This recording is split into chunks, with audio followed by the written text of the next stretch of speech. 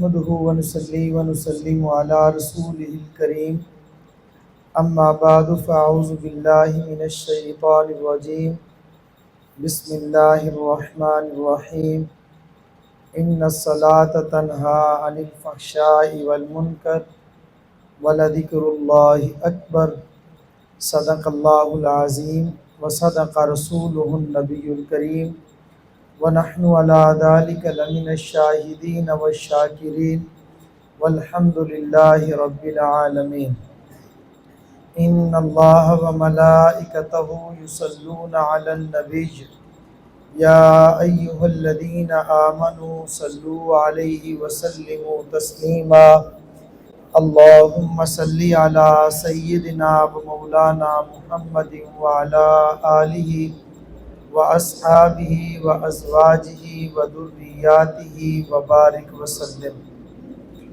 استغفر الله تعالى ربي من كل ذنب وأتوب إليه استغفر الله تعالى ربي من كل ذنب وأتوب إليه استغفر الله تعالى ربي من كل ذنب وأتوب إليه۔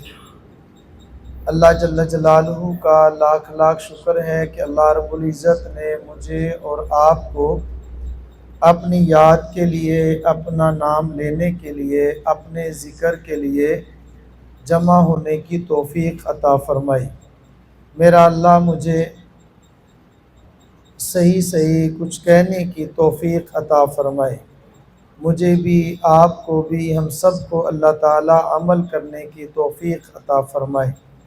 مجھ سے پہلے حضرت مولانا محمد اصغر صاحب نے آپ کے سامنے نبی کریم صلی اللہ تعالیٰ علیہ وسلم کے ذکر کی بات کی ہے، نبی کریم صلی اللہ تعالیٰ علیہ وسلم کے ذکر کی بلندی کی بات کی ہے، اور میں نے آپ حضرات کے سامنے ایک آیت کریمہ کا تھوڑا سا حصہ تلاوت کیا ہے، جس کے اندر بنیادی طور پر دو مضمون بیان کیے گئے ہیں۔ ایک ہے ان الصلاۃ تنہیٰ عن الفحشاء والمنکر، بے شک نماز بے حیائی اور برے کاموں سے بچاتی ہے، ولذکر اللہ اکبر، اور اللہ کا ذکر سب سے بڑی چیز ہے۔ عام طور پہ ایک سوال ہوتا ہے کہ اللہ تعالیٰ کا ارشاد ہے کہ نماز بے حیائی کے کاموں سے روکتی ہے، برے کاموں سے روکتی ہے، جبکہ ہم میں سے نماز ہم لوگ پڑھتے بھی ہیں اور تب بھی بے حیائی کا کام ہو جاتا ہے، نماز پڑھتے بھی ہیں اور گناہ کر بیٹھتے ہیں، اور نماز بھی پڑھتے ہیں، تو پھر یہ ہماری نماز تو نماز نہ ہوئی۔ حضرت حکیم الاسلام حضرت مولانا قاری محمد طیب صاحب نور اللہ مرقدہ نے اس کا ایک جواب تو یہ دیا، فرمایا اس کا سرسری جواب تو یہ ہے، ہم لوگ نماز پڑھ رہے ہیں اور یہ گناہ کر رہے ہیں، اگر ہم نماز نہ پڑھتے تو پھر کتنے گناہ کر رہے ہوتے۔ ہو سکتا ہے ہماری نماز کی برکت سے اللہ پاک نے ہمارے کئی گناہوں سے ہمیں بچایا ہوا ہے جس کا ہمیں علم نہیں ہے۔ نمبر دو، ہم گناہ کرتے ہیں لیکن گناہ کا احساس ہوتا ہے اور پھر ہم توبہ کر لیتے ہیں، تو یہ بھی نماز کی ایک برکت ہے۔ فرماتے ہیں کہ حضرت شیخ الہند رحمۃ اللہ علیہ، ان کے شاگردوں میں سے، براہ راست شاگردوں میں سے حضرت مولانا عزیر گل صاحب رحمۃ اللہ علیہ بہت بڑے ان کے شاگرد تھے، دارالعلوم دیوبند میں پڑھتے رہے، اور حضرت مولانا عزیر گل ان کا نام تھا، اور عزیر خان بھی ان کو کہا جاتا تھا چونکہ سرحد کے تھے۔ اور فرماتے ہیں حضرت قاری طیب صاحب رحمۃ اللہ علیہ کہ یہ زبان کے سخت تھے، لہجہ ایسا تھا، پختون تھے اور اردو بولتے تھے۔ فرمایا کیسے بولتے تھے؟ شروع میں آپ کہتے، آپ سے پھر تم کہتے، اور تم کے بعد پھر تو کہتے، جب بات بڑھ جاتی تو پھر خبیث بھی کہتے تھے، یعنی آپ کہتے، آپ کے بعد پھر تم کہتے، तुम के बाद फिर तू बोलते और फिर बात बढ़ जाती तो खबीस भी कहते। इन्होंने हज़रत शेखुल हिंद रहमतुल्लाह अलैह के पास तकरीबन 12-13 साल का अरसा गुजारा। हज़रत शेखुल हिंद रहमतुल्लाह अलैह से किसी ने ये कहा कि हज़रत अजीब बात है, मौलवी उज़ैर गुल 12 साल आपकी खिदमत में रहा है, आपसे पढ़ा भी है, लेकिन इसका लहजा कैसा है, बात कैसी करता है। हज़रत शेखुल हिंद रहमतुल्लाह अलैह ने फरमाया कि ये 12 साल मेरे पास रहा तो इसका ये हाल है, अगर मेरे पास न रहता तो फिर इसका क्या हाल होता। फरमाया इन्न सलात तन्हा अनिल फहशाइ वल मुनकर, बेशक नमाज बेहयाई के कामों से रोकती है। ये नमाज का कमाल है कि आदमी अगर गुनाह कर बैठता है उसके दिल में एहसास पैदा हो जाता है और फिर वो तौबा कर लेता है। बहरहाल ये एक सरसरी जवाब था जो मैंने आप हज़रात की खिदमत में अर्ज़ किया। और फरमाया अल्लाह ताला ने वलदिक्रुल्लाहि अकबर, अल्लाह का ज़िक्र ही सबसे बड़ी चीज़ है। इबादत में सबसे बड़ी इबादत अल्लाह का ज़िक्र है। इस कायनात के अंदर सबसे बड़ी चीज़ अल्लाह की याद है। दुनिया के अंदर जो भी चीज़ है, कायनात का ज़र्रा ज़र्रा, ज़मीन है, आसमान है, आसमान पर चाँद है, सितारे हैं, सूरज है, जो भी चीज़ है, और मखलूक़ात में इंसान है, हैवान है, ये सारी की सारी चीज़ें असल नहीं है। ये सारी की सारी चीज़ें एक ढांचा है, असल इनकी एक रूह है। और रूह वो क्या है? वो अल्लाह ताला का ज़िक्र है और वो अल्लाह ताला की याद है। असल अगर देखना हो तो इंसान का एक वजूद एक ढांचे की शक्ल है। इंसान का एक ढांचा, इसकी आँख, इसके पैर, इसके हाथ, इसका चेहरा, इसका वजूद है। और इंसान के वजूद के अंदर असल इंसान की रूह है। जब इंसान है, अब इंसान की बीवी इंसान से कितना प्यार करती है।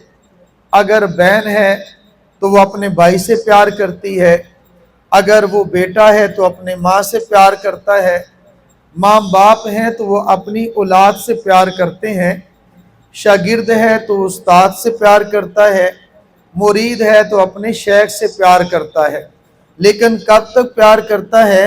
जब तक इंसान के जिस्म के अंदर रूह मौजूद है। अब हर वो आदमी जिसको इंसान के जिस्म से प्यार का दावा है, जैसे ही रूह निकलती है वो दावा टूट जाता है। बीवी अपने खामिन से प्यार करने वाली, मोहब्बत का इजहार करने वाली, लेकिन जैसी उसकी रूह निकली उसकी आंख ने देखना बंद कर दिया, अब इसका दिल का धड़कना बंद हुआ। जो मोहब्बत की दावेदार थी और जो खलवत में उसके साथ रहना पसंद करती थी, आज एक मिनट भी उसके साथ तन्हाई में बैठ नहीं सकती। कहती कि मुझे डर लगता है, मुझे खौफ आता है। हर बेटा अपने बाप से खौफ खाता है और बेटी अपनी माँ से खौफ खाती है। बाप और माँ अपनी औलाद से खौफ खाते हैं। क्यों? इंसान के जिस्म से रूह निकले। तो इसका मतलब ये है कि इंसान की आँख से प्यार, ये आँख किसे प्यार नहीं, असल में आँख की रूह से प्यार है। जैसे रूह निकलती है, आँख ने अपना काम बंद किया, ज़ुबान ने अपना काम बंद किया, इंसान के पूरे जिस्म ने अपना काम बंद कर दिया है। तो इंसान तो एक ढांचा है, ढांचे का नाम है और इसके अंदर असल इसकी रूह है। इसी तरह एक आसमान है, आसमान एक ढांचा है, इसके अंदर इसकी एक रूह है। चाँद है, चाँद एक हमें नज़र आता है, इसकी एक असल इसकी रोशनी है, वो इसकी रूह है।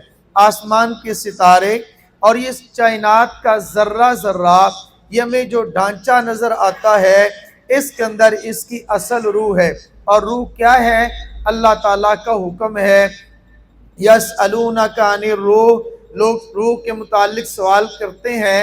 ए मेरे पैगम्बर, आप फरमा दीजिए कि रूह ये मेरे अल्लाह का हुक्म है। अब जैसी अल्लाह का हुक्म आएगा तो आसमान टूट जाएगा। आसमान की मौत, आसमान का टूटना, ज़मीन की मौत, زمین کا پھٹنا، چاند کی موت، چاند کا بے نور ہو جانا، سورج کی موت، سورج کا بے روشن ہو جانا، اور پانی، سمندر، دریا، سمندر دریا کی موت، سمندر کا ابل جانا، اور زمین کی موت، اذا زلزلت الارض زلزالہا، زمین کے اوپر زلزلہ بپا ہو جانا۔ یہ زمین کب تک قائم ہے؟ آسمان کب تک قائم ہے؟ یہ کائنات کا ذرہ ذرہ کب تک قائم ہے؟ جب تک اللہ جل جلالہ کا ذکر کرنے والے اس دنیا کے اندر موجود ہیں۔ نبی کریم صلی اللہ تعالیٰ علیہ وسلم کا ارشاد ہے، لا تقوم الساعہ، اس وقت تک قیامت قائم نہیں ہوگی جب تک زمین پر اللہ اللہ کرنے والے موجود ہوں گے۔ اب زمین ہے، زمین کے اندر نظام کائنات چل رہا ہے۔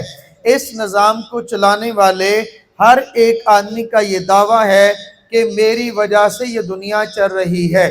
زمیندار ہے، اس کا یہ دعویٰ ہے کہ زمینداری کی وجہ سے۔ اس کی وجہ کیا ہے؟ زمیندار سے پوچھا، وہ کہتے ہیں کہ انسان کی ساری ضروریات تو زمین سے پیدا ہوتی ہیں، اور ضروریات کو پیدا کرنے والا اصل تو خالق اللہ ہے۔ محنت کرنے والے ہم زمیندار ہیں۔ اگر زمیندار نہ ہو، زمین پہ ہل نہ چلے، زمین پہ کھاد نہ ڈالی جائے، زمین پہ گوڈی نہ ہو، زمین پہ محنت نہ ہو، جب زمین پہ محنت نہیں ہوگی، پوری دنیا کی گندم ختم ہو جائے گی، پوری دنیا سے دال، چنا، چاول سب ختم ہو جائے گا، ساری سبزیاں ختم ہو جائیں گی، جانور ختم ہو جائیں گے۔ زمین کے نظام کو چلایا زمیندار نے۔ اب تاجر ہے، وہ اس سے پوچھو تو وہ کہتا ہے زمیندار نے کیا کیا؟ اس نے گندم اگا دی، مکئی، چاول، چنا اگا دیا۔ اصل تو ہم نے گندم کا آٹا بنا کے بازار میں پہنچایا، ایک کے گھر تک ہم نے بیچا، خریدا، گھر گھر میں پہنچا دیا۔ ہم نے چنا چاول اس کو آٹا بنایا، اس کو صاف کیا، زمین کے ڈھیر سے، زمیندار کے ڈھیر سے اناج اٹھا کے اس کو پوری دنیا کے گھر گھر تک پہنچایا۔ اگر ہم نہ ہوتے، تاجر نہ ہوتا، تو یہ زمیندار کس کام کا تھا؟ دنیا اگر قائم ہے تو تاجر کی تجارت سے قائم ہے۔ سیاستدان سے پوچھا تو وہ کہتا ہے کہ سیاستدان اگر نہ ہوتا تو زمیندار زمیندارہ کرتا، تاجر تجارت کرتا۔ اگر امن نہ ہوتا، اگر دنیا میں سیاست نہ ہوتی، نظام حکومت نہ ہوتا، تاجر پر چڑھائی کرتا، ڈکیتیاں ہوتی اور لڑائیاں ہوتی، جھگڑے ہوتے، سب کچھ ختم ہو جاتا۔ تو یہ سارا دنیا کا نظام کس نے سنبھالا ہوا؟ وہ کہتا ہے سیاستدان نے۔ میرے عزیز دوستو، میرے بھائیو، سیاستدان کی سیاست میں جب تک امانت نہ ہو، سیاست کسی کام کی نہیں ہے۔ تجارت کے اندر امانت اور دیانت نہ ہو تو وہ کسی کام کی نہیں ہے۔ تجارت اور زمینداری کے اندر امانت اور عدالت نہ ہو تو وہ کسی کام کی نہیں ہے۔ زمین کے چپے چپے پر امن قائم ہوگا، انصاف قائم ہوگا تو وہ عدل کی برکت سے۔ امیر المومنین حضرت علی المرتضیٰ رضی اللہ تعالی عنہ امیر المومنین ہے، ان کی ایک ذرہ ہے، ذرہ گم ہو گئی، چوری ہو گئی، اور پتہ چلا کہ فلاں یہودی کے پاس ہے، اس نے میری ذرہ کو چوری کر لیا۔ حضرت امیر المومنین نے قاضی القضاء کی عدالت میں درخواست دائر کر دی، دعویٰ دائر کر دیا، کیس چلا۔ قاضی القضاء حضرت قاضی شریح رحمہ اللہ نے اپنی عدالت کے اندر مدعی کو بھی طلب کیا، مدعا علیہ کو بھی طلب کیا۔ مدعی کون ہے؟ امیر المومنین حضرت علی المرتضیٰ رضی اللہ تعالی عنہ۔ مدعا علیہ کون ہے؟ مقابلے کا کوئی مسلمان نہیں ہے، مقابلے کا کوئی مومن نہیں ہے، بلکہ ایک ادنا سا مومن بھی نہیں بلکہ یہودی ہے۔ دونوں کو بلایا، ایک طرف مدعا علیہ، ایک طرف مدعی۔ مدعی کو بھی کٹہرے میں کھڑا کیا، اس کے لیے ایک کرسی یا بیٹھنے کا انتظام نہیں کیا، اور مدعا علیہ وہ بھی موجود ہے۔ مدعی سے دعویٰ پوچھا، آپ کا دعویٰ کیا؟ حضرت علی المرتضیٰ رضی اللہ تعالیٰ عنہ نے فرمایا میرا دعویٰ یہ ہے کہ میری ذرہ تھی اس یہودی نے چرا لی ہے۔ اس نے کہا قاضی نے کہا آپ کے پاس کوئی گواہ موجود ہے؟ کہا کہ ہاں میرے 2 گواہ موجود ہیں۔ کہا کہ پیش کیجئے۔ گواہ پیش کیا گیا۔ ایک گواہ حضرت امیر المومنین کا بیٹا حضرت حسن رضی اللہ تعالی عنہ ہے اور دوسرا گواہ ان کا غلام ہے۔ فرمایا کہ بیٹے کی گواہی باپ کے حق میں عدالت قبول نہیں کرتے اور غلام کی گواہی ہے تو وہ آقا کے حق میں ہوگی، ہم دونوں گواہیوں کو آپ کے حق میں قبول نہیں کرتے۔ جب دونوں گواہیاں ختم ہو گئیں، حضرت علی المرتضیٰ کا دعویٰ ختم ہوا تو فیصلہ اس یہودی کے حق میں ہوا۔ ہم یہ فیصلہ کرتے ہیں کہ یہ ذرہ جو ہے اس یہودی کی ہے۔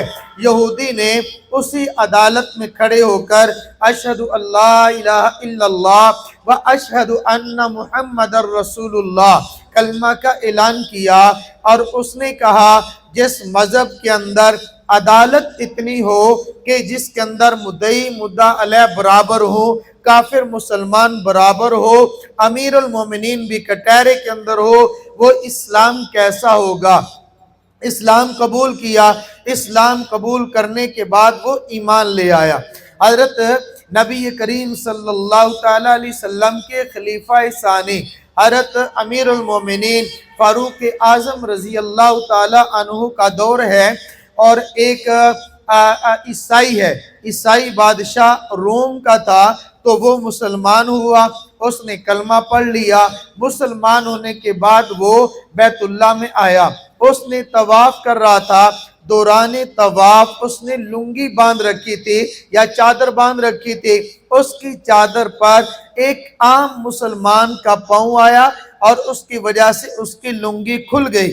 جب لنگی کھل گئی تو اس کو بہت غصہ آیا، اس نے غصے کے اندر آ کر اس آدمی کو ایک مکہ مارا، اس کو ایک تکلیف ہوئی۔ اب اس مسلمان شخص نے جو دیہات کا ایک رہنے والا تھا حضرت امیر المومنین کی عدالت کے اندر اپنا کیس دائر کیا۔ امیر المومنین نے دونوں کو بلا لیا، اب اس بادشاہ کو بھی بلایا اور اس عام آدمی کو بھی بلایا۔ جب بلانے لگے تو اس شخص نے کہا یہ کیا بات ہوئی کہ آج میں اور یہ عام برابر ہو گئے؟ حضرت فاروق اعظم رضی اللہ تعالیٰ عنہ نے فرمایا کہ یہ اسلام ہے، اسلام میں بادشاہ اور غلام، آقا اور غلام یہاں پر سب برابر ہوں گے۔ یہاں پر اب تمہیں سزا دی جائے گی، یا تو اس کا فدیہ ادا کرو جتنی تکلیف اس کو دی ہے، یا پھر یہ معاف کر دے، یا پھر اتنے ہی زور کے ساتھ آپ کو یہ تھپڑ مارے جتنا آپ نے تھپڑ مارا ہے۔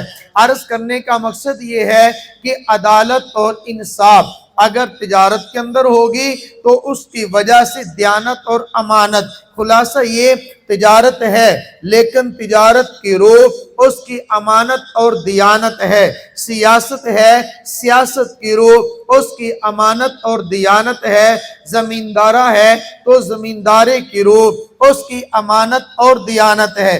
امانت اور دیانت کیا چیز ہے میں اس کی تفصیل میں نہیں جاتا، لیکن اتنا یہ عرض کرتا ہوں بعض کا تو ہوتا یہ ہے کہ بظاہر لوگ کام کرنے والے وہ سمجھ رہے ہوتے ہیں کہ نظام کائنات ہم نے چلایا ہوا ہے، ہماری وجہ سے چل رہا، لیکن حقیقت یہ ہے کہ سیاستدان کی سیاست سے نہیں، تجارت کی تاجر سے نہیں اور زمیندار کے زمیندارے سے نہیں، بلکہ بعض وہ لوگ ایسے ہوتے ہیں جو بادشاہ کے سر پہ تاج ہوتا ہے، یہ بادشاہ تو ہوتے ہیں لیکن بے تاج بادشاہ ہوتے ہیں۔ بادشاہ کی سلطنت لوگوں کے جسموں پر ہوتی ہے، ان کی سلطنت اور حکومت لوگوں کے دلوں پر ہوتی ہے۔ ایک کافر ہے اور اس نے ہسٹری لکھی ہے، اس کا نام مسٹر آرنلڈ ہے، انگریز ہے، یہ اس وقت ہندوستان کی یونیورسٹی کا پروفیسر تھا۔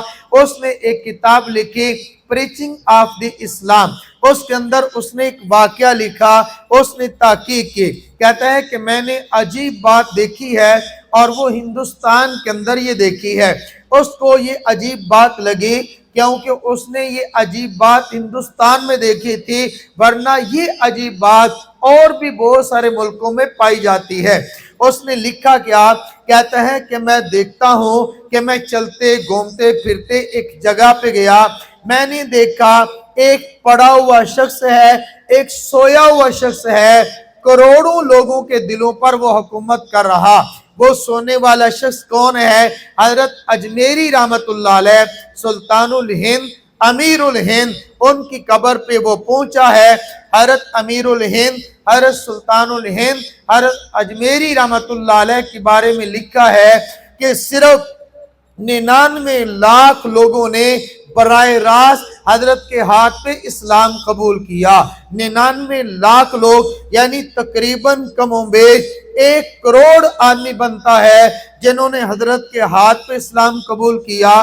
ان کے خلفاء کے ہاتھ پہ کتنے لوگوں نے اسلام کیا، قبول کیا ہوگا؟ یہ براہ راست وہ ہے جو حضرت کے ہاتھ پہ اسلام قبول کرنے والے تھے، یعنی وہ ایک آدمی ہے لاکھوں لوگوں کو۔ اس نے عجیب یہ لکھا، کہتے ہیں کہ زندہ لوگوں کو زندگی میں لوگوں پر حکومت کرتے ہوئے تو میں نے دیکھا، لیکن مرنے کے بعد لوگوں پر حکومت کرتے ہوئے اس شخص کو میں نے دیکھا ہے۔ ورنہ میرے عزیزوں، میرے بھائیوں، اس نے تو ایک کا حال لکھا ہے، ورنہ آج بھی دنیا کے اندر حضرت امام اعظم ابو حنیفہ رحمت اللہ علیہ دنیا کے اندر لوگوں کی سلطنت، دلوں کی سلطنت پہ وہ بات کام کرنے والے حضرت امام اعظم ابو حنیفہ رحمت اللہ علیہ، حضرت امام شافعی رحمت اللہ علیہ، حضرت امام احمد بن حنبل رحمہ اللہ، حضرت امام مالک رحمہ اللہ، یہ ائمہ جو تھے آج سے کتنے سال گزر گئے لیکن آج بھی لوگوں کے دلوں پر حکومت کرنے والے تھے۔ حضرت قاضی ابو یوسف رحمت اللہ علیہ درس قرآن دے رہے تھے اور لاکھوں لوگ ان کے درس کے اندر شریک تھے، اور اچانک ایک آواز آئی، آواز کی وجہ سے ایسے جیسے زلزلہ سا آتا ہے، اس طرح آواز آئی۔ حضرت زبیدہ ہارون الرشید کی بیوی اپنے محل میں بیٹھی ہوئی، اچانک آواز آئی تو پوچھا یہ کس کی آواز ہے، یہ کیسی آواز ہے؟ ایک ہلچل سی مچ گئی ہے، کہا کہ پتہ نہیں کس کی آواز ہے، کہ جاؤ پتہ کرو آواز کس کی ہے۔ پتہ کیا، کہا کہ حضرت قاضی ابو یوسف رحمہ اللہ کو چھینک آئی اور اس چھینک پر انہوں نے الحمدللہ کہا، لاکھوں لوگوں نے ان کے جواب پہ یرحمک اللہ کہا، یہ تو اس کی آواز آئی ہے۔ پھر اس نے یہ جملہ بولا کہ اے ہارون تو لوگوں کے جسموں پہ حکومت کرتا ہے، قاضی ابو یوسف لوگوں کے دلوں پہ حکومت کرتا ہے۔ عرض کرنے کا مقصد یہ ہے، وہ لوگ، یہ لوگوں کے دلوں پر حکومت کرنے والے، یہ لوگ کون ہیں؟ اللہ اللہ کرنے والے ہیں۔ اللہ اللہ کرنے والے نبی کریم صلی اللہ تعالیٰ علیہ وسلم نے ارشاد فرمایا کہ اس وقت تک قیامت قائم نہیں ہوگی جب تک اللہ اللہ والے موجود ہوں گے، یعنی اللہ اللہ والوں کی برکت سے دنیا کا وجود قائم ہے، دنیا کا جسم بھی باقی ہے، یعنی آسمان تو ہے، آسمان تب تک قائم ہے جب تک اس کی روح اس سے نکل نہیں جاتی۔ زمین کب تک ہے؟ جب تک زمین کی روح زمین سے نکل نہیں جاتی۔ یہ تو انسان ہے، انسان کے علاوہ اور بھی بہت ساری چیزیں باقی ہیں، جب تک وہ جسم ہے ان کی روح ختم ہو جاتی ہے، اس کا نظام رک جاتا ہے۔ نبی کریم صلی اللہ تعالیٰ علیہ وسلم نے ارشاد فرمایا، چلتا پانی اللہ کا ذکر کرتا ہے، اللہ کی یاد کے اندر محو ہوتا ہے۔ فرمایا سفید کپڑا اللہ کا ذکر کرتا ہے، یہ سبز ٹہنی اللہ کا ذکر کرتی ہے، جب اللہ کا ذکر ختم ہوتا ہے تو وہ خشک ہو جاتی ہے۔ اسی طرح میرے عزیزوں، میرے بھائیوں، اللہ جل جلالہ کا نام لینے والے جب تک قائم ہیں، اللہ اللہ قائم ہے، اللہ اللہ والے ہیں تو اللہ کا بنایا ہوا نظام قائم ہے۔ جب اللہ اللہ کہنے والے دنیا سے رخصت ہو جائیں گے، قیامت آ جائے گی۔ قیامت کا وجود اس وقت تک نہیں ہوگا جب تک اللہ والے موجود ہوں گے۔ یہ اللہ کی قوت ہے، لفظ اللہ کی قدرت ہے، لفظ اللہ کی طاقت ہے۔ لفظ اللہ کی طاقت نے زمین کو پھٹنے سے بچایا، لفظ اللہ کی قدرت نے، لفظ اللہ کی طاقت نے آسمان کو ٹوٹنے سے بچایا۔ آسمان کا ٹوٹنا کیا ہے؟ اذا السماء انفطرت، آسمان ٹوٹ جائے گا۔ وَإِذَا الْكَوَاكِبُ انتَثَرَتْ وَإِذَا الْبِحَارُ فُجِّرَتْ إِذَا الشَّمْسُ كُوِّرَتْ وَإِذَا النُّجُومُ انكَدَرَتْ وَإِذَا الْجِبَالُ سُيِّرَتْ وَإِذَا الْعِشَارُ عُطِّلَتْ اذا زلزلت الارض زلزالها واخرجت الارض اثقالها وقال الانسان ما لها۔ زمین پھٹتی نہیں اس لیے کہ اللہ والے موجود ہیں، آسمان ٹوٹتا نہیں اس لیے کہ اللہ والے موجود ہیں۔ یہ پہاڑ پتھر بن کے یہ چھوٹے چھوٹے گالوں کی طرح اڑتے نہیں اس لیے کہ اللہ والے موجود ہیں۔ اللہ اللہ کر رہے، ایک اللہ والے کی برکت سے زمین نہیں پھٹتی۔ اس وقت تک تو ہزاروں لوگ اللہ اللہ والے موجود ہیں۔ ایک لفظ اللہ کے نام کی کتنی قوت اور کتنا وزن ہوگا۔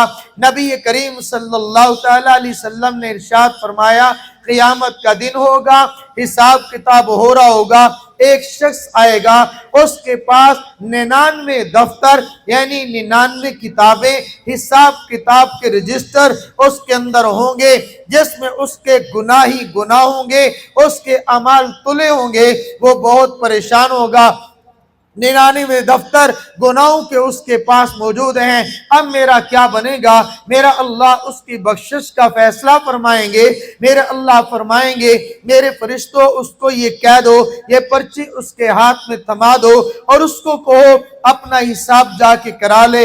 اس کے ہاتھ میں وہ پرچی آئے گی، کہا جائے گا کہ آپ اپنا حساب کرائیں، یہ پرچی اپنے ساتھ لے جائیں۔ وہ دل میں سوچے گا یہ پرچی میں کیا ہے، اس کا کتنا وزن ہوگا۔ میرے 99 دفتر بدعمالیوں کے، 99 دفتر گناہوں کے، ایک یہ کیا کر لے گے؟ فرمایا پھر اس کے اندر اس کو دفتر اس کو میزان تلے گا، اس کا ترازو کے اندر 99 دفتر گناہوں کے ایک طرف رکھا جائے گا اور ایک وہ پرچی سی جو ہوگی اس کو دوسرے ترازو میں رکھا جائے گا، ترازو کے دوسرے پلڑے میں رکھا جائے گا۔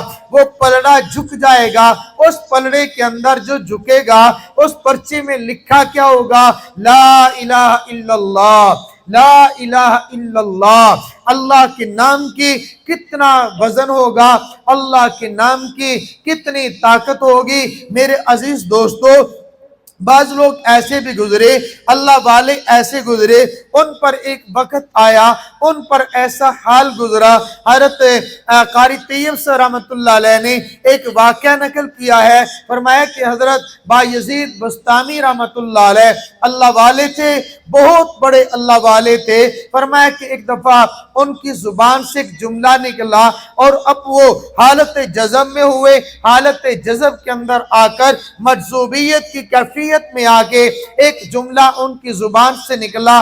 جب ان کو صحیح حال ہوا، ان کے مریدین نے کہا، حضرت عجیب آپ نے آج جملہ کہا، ہمارے لحاظ سے وہ جملہ کفر ہے جو آپ کی زبان سے نکلا۔ حضرت نے فرمایا، ارے میں نے جملہ کفر بولا، آپ نے مجھے سزا کیوں نہ دی؟ آپ نے مجھے کوڑے کیوں نہ مارے؟ آپ نے مجھے مارا کیوں نہیں؟ حضرت ہم تو سمجھے نہیں، ہم نے کہا کہ شاید کچھ مفہوم اور ہوگا۔ فرمایا اگر آئندہ میری زبان سے جملہ کفر نکلے تو آپ نے مجھے سزا دینی ہے، آپ نے مجھے کوڑے مارنے ہیں، آپ مجھے سزا دیں۔ کچھ عرصے کے بعد وہی کیفیت طاری ہوئی، وہی حال طاری ہوا، وہی جملہ زبان سے نکلا۔ اب مریدین کو شیخ کا حکم بھی ہے، انہوں نے کوڑے برسانا جیسے شروع کیے۔ اب اللہ کی طرف سے کیا ہوا؟ حضرت کی کرامت سمجھیے، اللہ کی قدرت۔ وہ کوڑا مارتے ان کو ہے، لگتا اپنے جسم پہ ہے، ان کے جسم پہ اثر نہیں ہو رہا، اپنے جسم لہولہان ہو رہے، تھک گئے، ہار گئے، اس کے بعد لیٹ گئے۔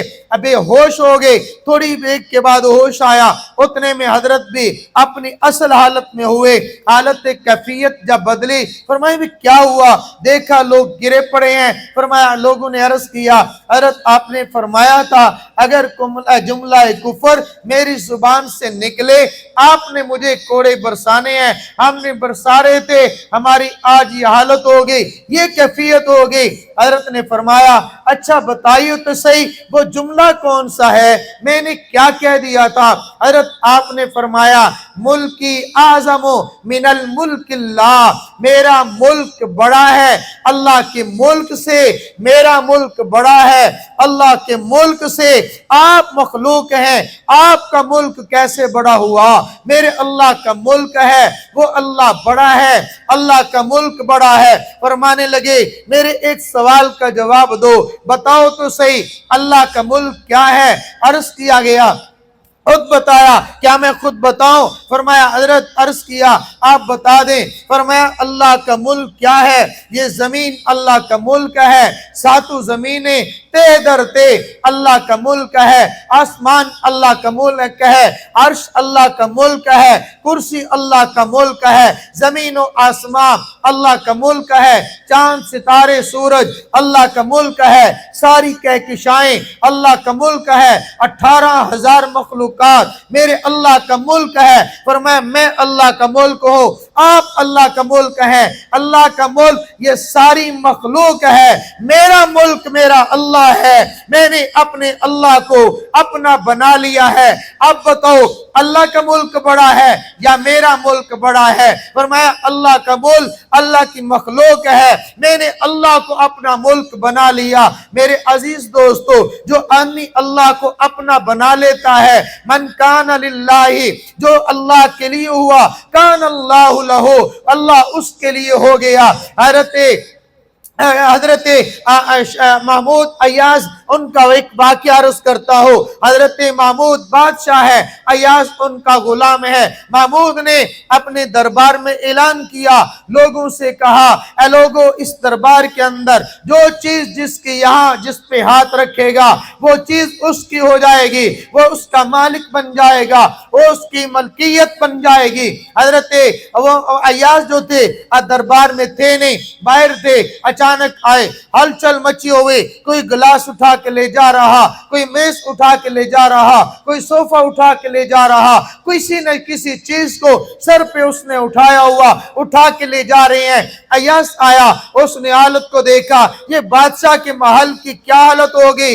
ارے یہ کیسا ہوا؟ لوگوں نے کہا تم نے سنا نہیں بادشاہ نے اعلان کیا ہے؟ بتائیے کیا اعلان ہوا؟ بادشاہ نے اعلان کیا ہے آج اس محل کے اندر جو چیز موجود ہے اس پہ جو ہاتھ رکھے گا وہ اس کا ہو جائے گا۔ وہ ایاز دوڑتا ہوا حضرت سلطان کے پاس پہنچا، سلطان کے پاس پہنچ کے عرض کیا اے بادشاہ سلامت، آج سنیں آپ نے کوئی اعلان کیا ہے؟ ہاں میں نے اعلان کیا ہے۔ بادشاہ سلامت آپ کی زبان سے سننا چاہتا ہوں، آپ کا اعلان کیا ہے؟ فرمایا میرا یہ اعلان ہے اس محل کے اندر جس چیز پہ بھی کوئی ہاتھ رکھے گا وہ چیز اس کی ہو جائے گی۔ اب اس نے سنا کہ بادشاہ سلامت اپنے وعدے کے پکے ہو؟ ہاں بالکل میں پکا ہوں، میں وعدے کی خلافی نہیں کرتا، وعدے کی خلاف ورزی نہیں کرتا۔ اس نے کہا بادشاہ سلامت جب یہ بات ہے، اس نے بادشاہ کے کندھے پہ ہاتھ رکھا، اس نے یوں مڑ کے دیکھا، ارے یہ کیا تم نے میرے کندھے پہ ہاتھ رکھا؟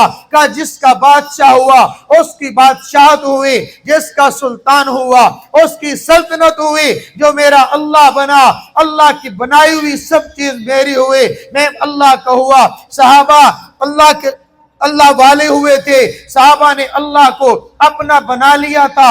جب صحابہ نے اللہ کو بنا لیا میرے اللہ نے ساری مخلوق کو ان کے تابع کر دیا۔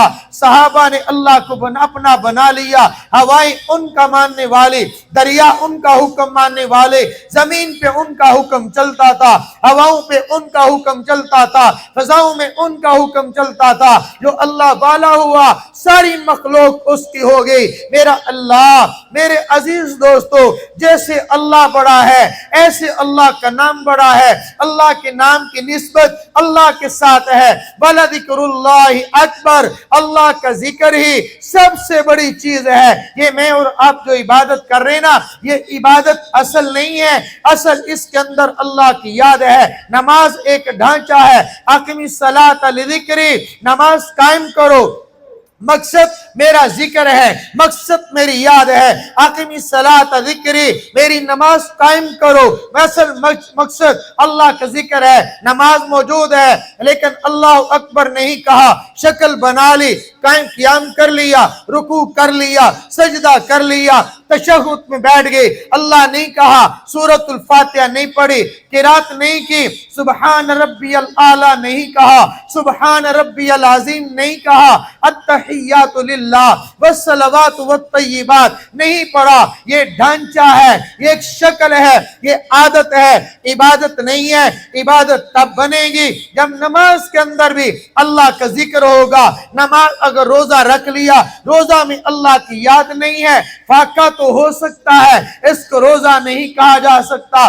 نماز رمضان کا مہینہ جس میں رات کا قیام نہیں ہے، جس میں تہجد نہیں ہے، جس میں رات کی تراویح نہیں ہے، دن میں اللہ کا خوف نہیں ہے، دن میں قرآن کی تلاوت نہیں ہے، دن میں اللہ کا ذکر نہیں ہے، یہ دن کو فاقہ تو ہو سکتا ہے لیکن یہ روزہ نہیں ہو سکتا۔ حج کر لیا، حج کے اندر اللہ کا نام نہیں ہے، اللہ کی یاد نہیں ہے، اخلاص نہیں ہے، وہ چکر تو ہو سکتے ہیں لیکن طواف نہیں ہے، وہ پتھر مارنا تو ہو سکتا ہے، اللہ کی عبادت نہیں ہے، وہ دوڑنا تو ہو سکتا ہے، اللہ کی عبادت نہیں۔ جس عبادت کے اندر اللہ کی یاد نہیں، جس عبادت کے اندر اللہ کا خوف نہیں، جس عبادت کے اندر اللہ کی یاد نہیں ہے، میرے عزیز دوستو، اصل تو اللہ کی عبادت ہے، اللہ کا نام ہے، اللہ کے الفاظ، اللہ کے الفاظ ایک صرف الفاظ ہیں، ایک ان کی حقیقت ہے۔ الفاظ زبان سے نکلتے ہیں، اس سے جذبات بنتے ہیں، جب دل سے نکلتے ہیں اس کی تاثیر پیدا ہوتی ہے۔ الفاظ ہم زبان سے نکالیں گے، دل سے غور کریں گے، دل پہ فکر کریں گے، تاثیر بھی ہوگی، قوت اور طاقت بھی ہوگی۔ میرے عزیز دوستو، اللہ کا نام ہی سب کچھ ہے۔ وَلَذِكْرُ اللَّهِ اکبر، اللہ کا نام، اللہ کی یاد، اللہ کا ذکر سب سے بڑی عبادت ہے۔